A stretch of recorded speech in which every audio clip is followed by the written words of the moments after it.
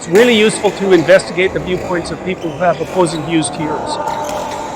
Because they'll tell you things, not only will they tell you things you don't know, they'll also tell you how to see the world in ways that you don't see it.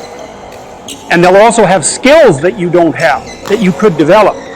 So for example, if you're an introverted person, it's very useful to watch an extroverted person, because the extroverted person has ways of being in the social world that aren't natural to you, that you can use to improve your toolkit.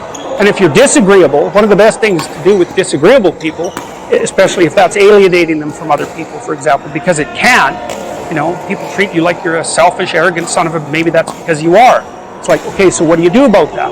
One of the most promising treatments, let's say, for that is get the person to do something for someone else once a day, just as a practice, and learn how to do it. Maybe you can wake the circuit up, if you think that it's lying dormant in you, which is probably right. I think we have a very wide range of propensities within us.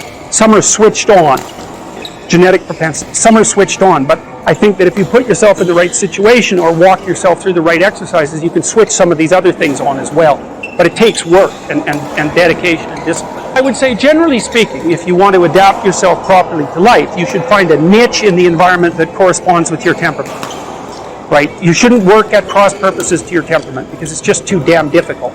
But having done that, then you should work on developing the skills and viewpoints that exist in the space opposite to your personality, because that's where you're fundamentally underdeveloped. And that way I think you can extend out your temperamental capability across a wider range. And to me, that's roughly equivalent as bringing a richer toolkit to each situation.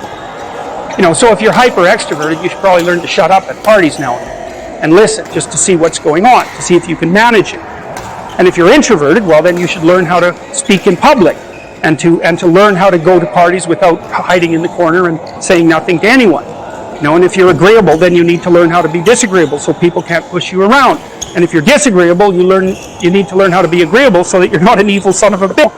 So, and the same thing applies even in the conscientious domain. It's like if you're too conscientious, you need to learn to relax and let go a little bit. And if you're unconscientious, it's time like, get out the Google Calendar, man, and start scheduling your day, right? And beat yourself on the back of the head with a stick until you're disciplined enough so that you can actually stick to something for some length of time. And the advantage to having a well-socialized, disagreeable person is that